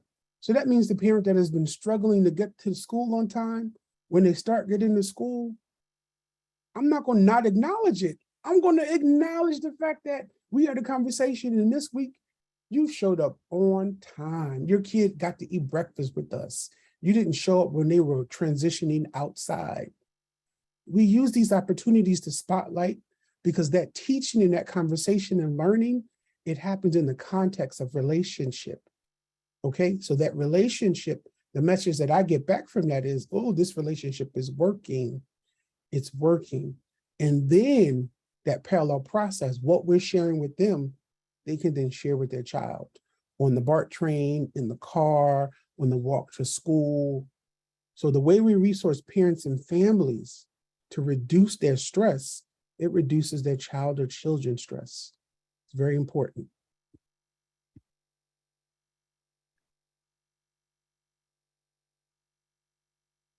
This is huge. Your environment needs to represent the people who you aim to serve. I'll say it again. Your environment needs to represent the people you aim to serve. This is one of the first things I notice everywhere I go. If I don't see me reflected, I start thinking some things in my head. The environment must reflect the people you aim to serve. There's no way around it. So you need to do an environmental scan, audit, whatever you want to call it. If it doesn't reflect the population you aim to serve, you should make some immediate changes, because that's still important to families when they show up and don't see themselves reflected. So my guy Lev said, I love this quote from some of his writings, this notion that language and culture, they're frameworks through which our experiences, our communication, and how we come to understand reality, language and culture. So in real time for us, how we make it real, the language we use when we engage with parents and families. So there's some things that I say to you all as professionals. I can use the word executive function, trauma responsive family engagement, routines, all of these things that are kind of those people who live and work in that world, they have meaning and context for us. They don't always translate well to parents and families. Learning Hero, if you go to learninghero.org, they did an actual great report where they created a chart that said, parents and families said, when we say these words, they hear something different because we're using the jargon that's familiar to us, the language, but it's unfamiliar to the parents and families we serve.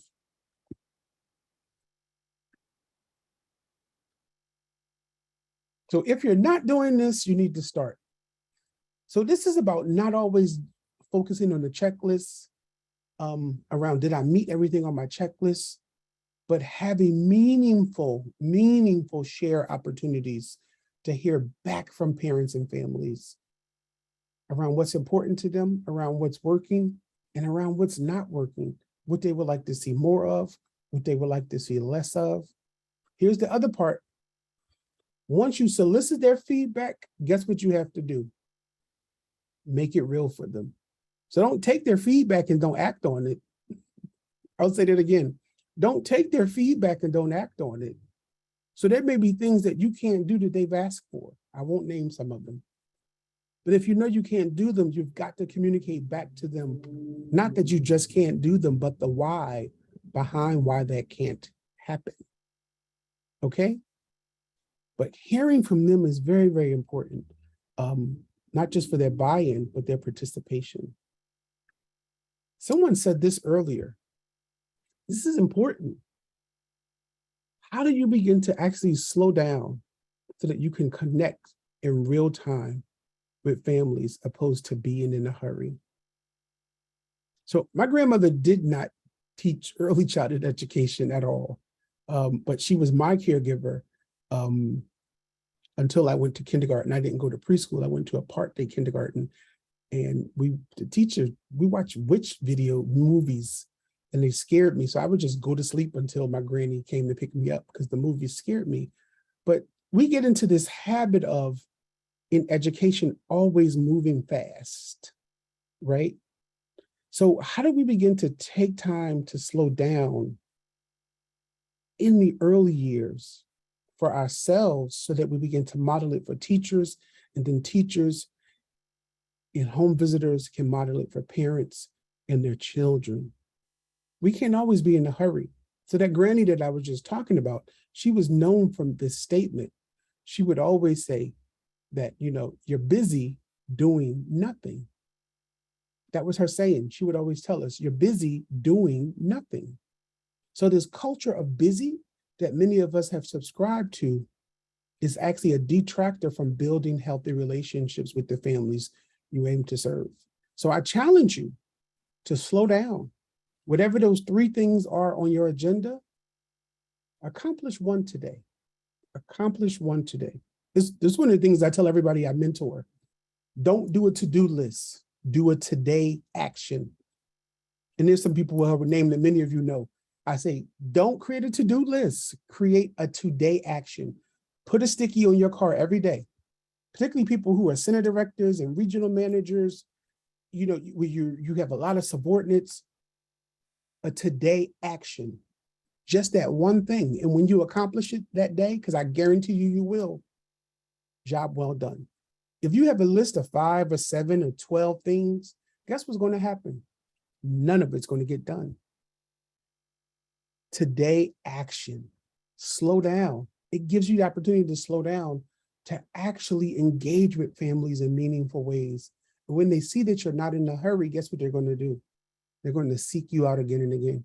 I can't tell you the number of times where I stopped to finally talk to families when I was working in center base, and they would say, you always seem to be in a hurry, so I just left you alone. Some of you have heard that too. They were basically telling me I was breezing by, saying hello, saying hello, saying hello, and it didn't happen.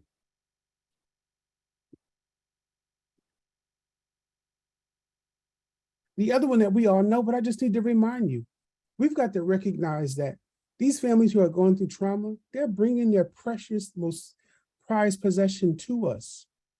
Just remind yourself about that. Remind yourself about that. Then we've got to do a better job of observing. When I'm training teachers, I always tell them that your observation skills are your #1 teaching strategy. But those of us who are not teachers, your observation skills are your #1 relationship building strategy. This isn't about being nosy or in everyone's business, but your observation skills around families, not just their feeling, but how they're presenting, what they're wearing, how they're looking or not looking at you, what they're sharing. Are they talking fast or talking slower than normal? How did you come to notice all of those things about them and their responses around that participation? That's a strategy. We're almost there. How do you begin to seek permission? This is that shift that we're asking everyone to take on. Asking families if we can come to their community table and not just showing up. Seeking their permission and consent way before we say, here's what we need, but then we need to come and do it at your house. Seek their permission first. And this notion of allyship, So my brother Resma Minikin, who wrote My Grandmother's Hands, he's known for saying, if you are an ally, I should not have to ask you if you're an ally. That allyship is like inclusion. Allyship is action. That if you are a family's ally, you're going to act based on what they've presented. That if they have to ask you, Shawn, are you our ally in terms of being our family advocate? If they've got to ask me, that means there's some doubt. There's some doubt.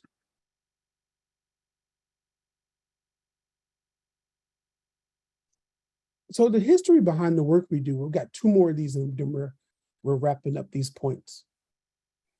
Behind we show up as help for parents and families, that's all deficit-based thinking, that we show up describing this opportunity and achievement gap, a child's lack of readiness for kindergarten because you live in the zip code, and we think about readiness for school and teachers and communities, that we've got to understand this strategy, that all of this not just comes from a deficit model, but the creation of the school systems in this country, that the inequity in our systems are not, a cog in the system.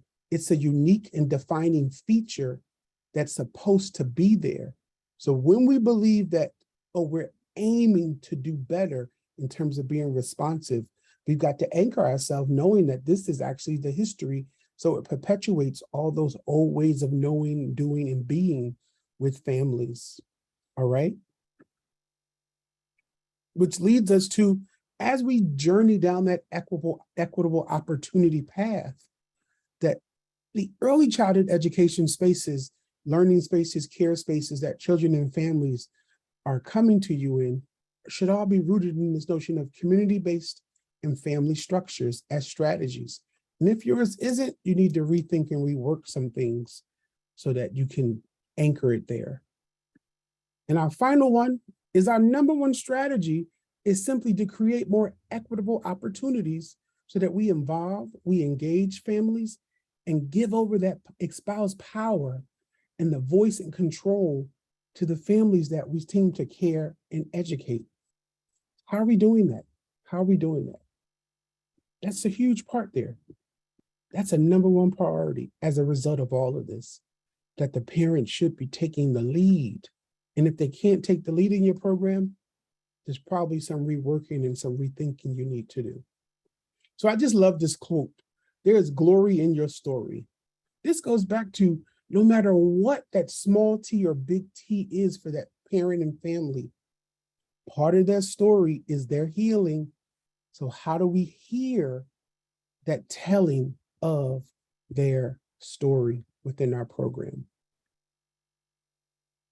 I love this quote from Amanda Erickson. She says that inside every adult triggered by a child's behavior is a child who wasn't safe when they behaved in the same way. So because children are sometimes our best teachers, I like this quote because what this quote really says is these children grow up to become adults. So what we're oftentimes triggered by goes back to what? Those models we learned about when we were younger. And guess what? These are the parents and families that we're serving, and they're showing up with some of that unresolved trauma. But they still are enough. They still are enough. Here's some pieces I want you to walk away with and really think about before we end.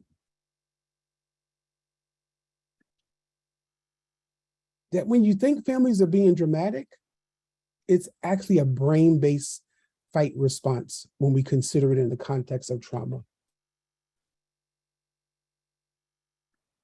When we think families are being negative, they're not. It's a flight response when we put it in the context of trauma. When you say, oh, all these Head Start parents are just lazy, it's actually a freeze response that they're demonstrating based on trauma. Families are not your doormats. It's actually a fawn brain-based trauma response. This is huge. This is huge. They're not dramatic. They're not negative. They're not lazy. These are brain-based trauma responses that we're experiencing. So we need to respond differently. Here's the big one that I like. Families are not broken. What we experience is their nervous systems are working really, really hard to protect them. Sit with that for a moment. Sit with that for a moment.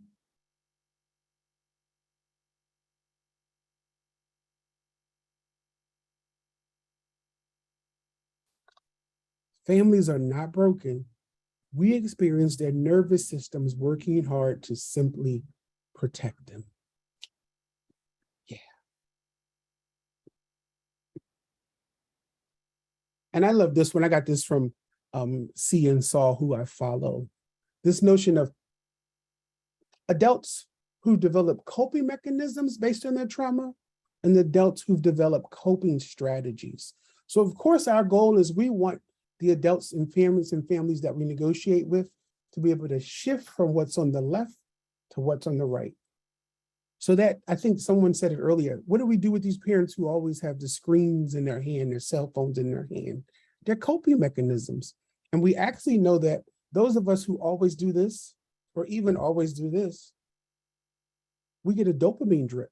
Dopamine makes us happy. It's the same, it's addiction. It's the same chemical that drips for people who smoke cigarettes, for people who smoke other things, for people who drink alcohol, for people who gamble. You get a dopamine drip.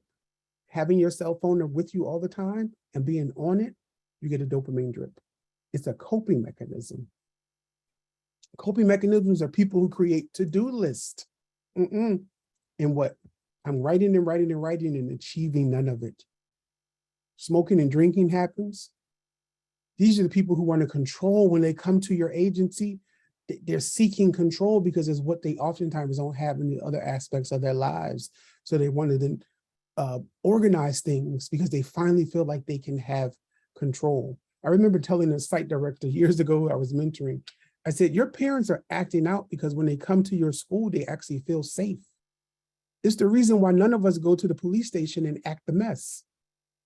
We act the mess in some of the places where we feel safe, not in places where we don't feel safe. That doesn't mean we should excuse it, but it just gives us a frame for that. So we want to help our families develop some agency to develop coping strategies. So we know that dancing and moving is a relief. Connected breathing, not just breathing, but consciously connected breathing. Maybe even talk therapy, or expressive arts, or expressive movement. Journaling. So here's the difference. When we do this, it's an outlet that actually goes up here, and to here. This is research-based compared to when we do this. Now, I love doing this, which is probably why these fingers don't work so well anymore. But the neuroscience says if I do this, something different happens in terms of the transmitters that go up and center in my brain as a strategy that's effective. And this notion of slow activities. So putting my cell phone away, not reading on my cell phone, but reading a book. Slow activities. Book reading is a slow activity. Walking and breathing, slow activities, are all coping strategies that we can present to our families, small t and little t. We're almost there, Leah. So if we want families to know that they're enough despite the trauma experience, the goal is to not always live in a state of regulation. So this is going to shake some of you up. The goal is to have tools and resourcing that I need when the dysregulation occurs. I'll say it again. Many of us hear from people that the goal is to always be fully regulated. Now, I think I'm a fully actualized adult, human being, but I'm not always regulated. But what I actually have now that I didn't have when I was 24 was a lot more tools in my toolbox that when I sense the dysregulation, I do some things different. I know what to do. The dysregulation will show up in our families. How do we give them that agency and those strategies to move away from their coping mechanisms so they become coping strategies? So here's some of the ways that dysregulation may show up in some of the families you serve. It's going to show up as agitation with what you're asking them to do.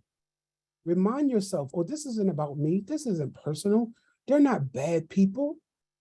This is dysregulation. I know what this means.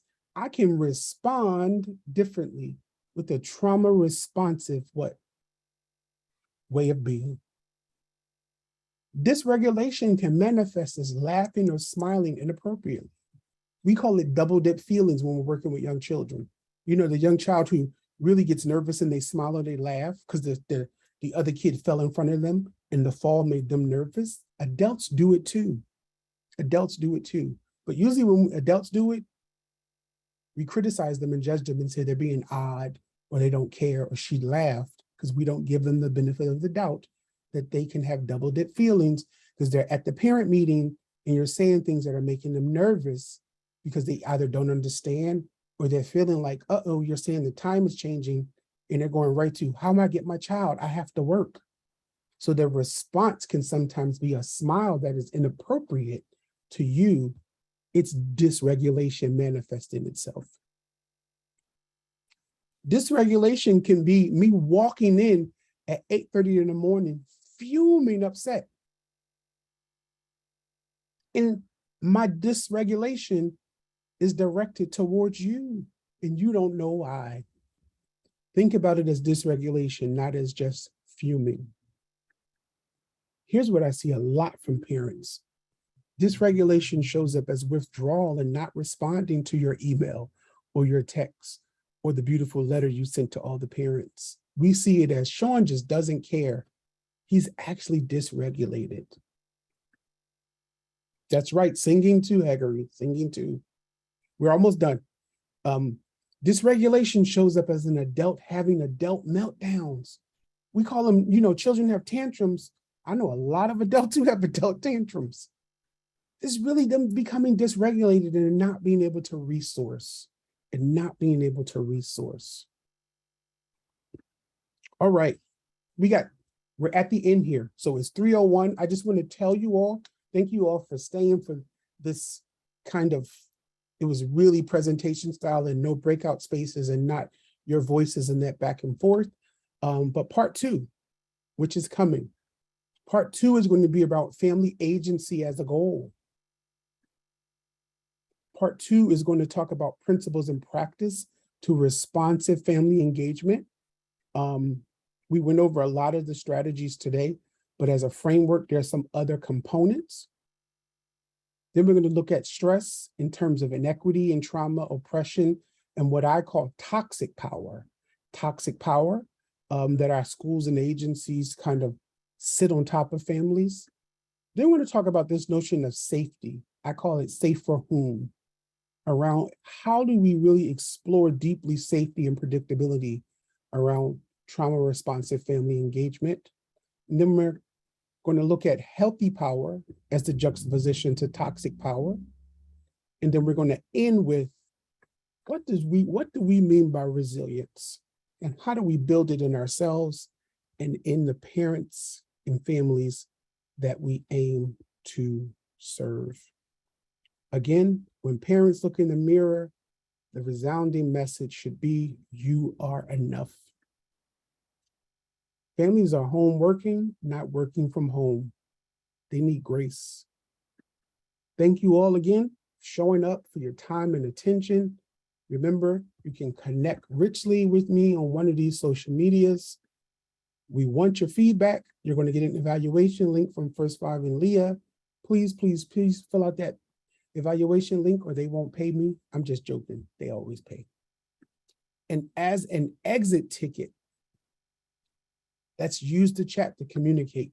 One takeaway from today. And then how do you plan to integrate trauma responsive family engagement in your work with children and families? Thank you all for coming and staying on a Friday.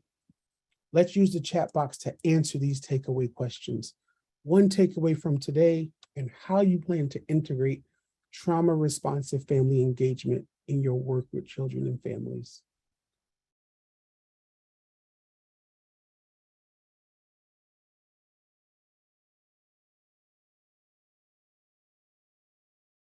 So while they're doing that, Aninya, I see your hand was up. I'm not sure how long it's been up, but I just looked at the other screen. Did I answer your question, or do you still have a question? Or do you need to stay after and I can answer it?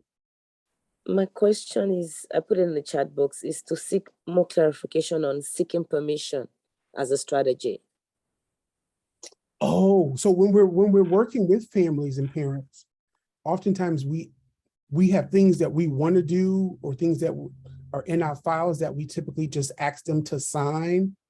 And that if we slow down and seek their permission on those things around how they feel about it, even those things that we think are mandated for them to sign, what begins to change when we seek their permission, they're going to start telling you some different things. They're going to say, nobody's ever asked me, was it okay to sign? They just told me I had to sign. That's how we seek permission. That's just one example. So we usually tell them they have to sign, opposed to they have a choice. In the choices, they showed up, so they probably will, but those are the small, small ways we seek their permission before doing anything, Thanks. So when you think about your program and the things you do and you never ask them, you kind of tell them, rethinking those and letting them know that you want their consent and their permission before you do things that will involve them and their child or children. Yeah, thanks. It will also help build relationship. Thank you. I get it now. Mm-hmm. Oh, I see some great takeaways in the chat. Awesome. Maria says, action-driven opportunities. She says, go deep and slow by creating more opportunities with families. Diane says, remember to slow down. Yeah, Diane. Diane's working with difficult situations over there. Remember to slow down, Diane. Tracy says, one takeaway today, the importance of engaging with their parents. Diana says, language and culture are the baseline of effective communication. Yes, they are. I plan to be more mindful of my words. Haggerty says, I will work to create partnership with families. Listen more carefully. Jacqueline says, plan to hopefully bring this training to our staff. Awesome. Jessica says, everyone's case is different and have an open mind and open heart. We call that the head brain, the heart brain, and the gut brain, Jessica. Emma Lynn says, take away personally and from my families that we are enough. Raquel says, one takeaway is that I need to listen more to families, being able to provide the right resource, and that they need instead to assuming creating a better bond with them. Venus says, look to see how to incorporate engaged families and look for solutions from them. There you go, Vina. Look to solutions from them and work collaboratively. Deborah Jackson says, training was very informative. He's an assistant helping daily interactions with parents and families. Parents are the professionals around the needs of their families. There you go, Antoinette.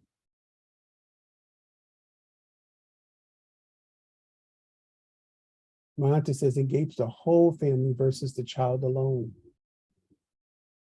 Yeah. All right. Thank you all. I really hope that we see you all at part 2, where we're going to talk about brain states and functioning related to trauma, resiliency, inequities, and aspects of stress that show up when we engage with families. So thank you all. Stay safe, stay healthy, and looking to see you all.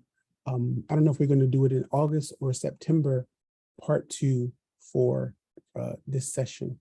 So until then, I hope to see you all at the executive function training that First Five is offering on the 22nd of this month. If you haven't, there's still opportunities to register. Thank you all. Have a great weekend.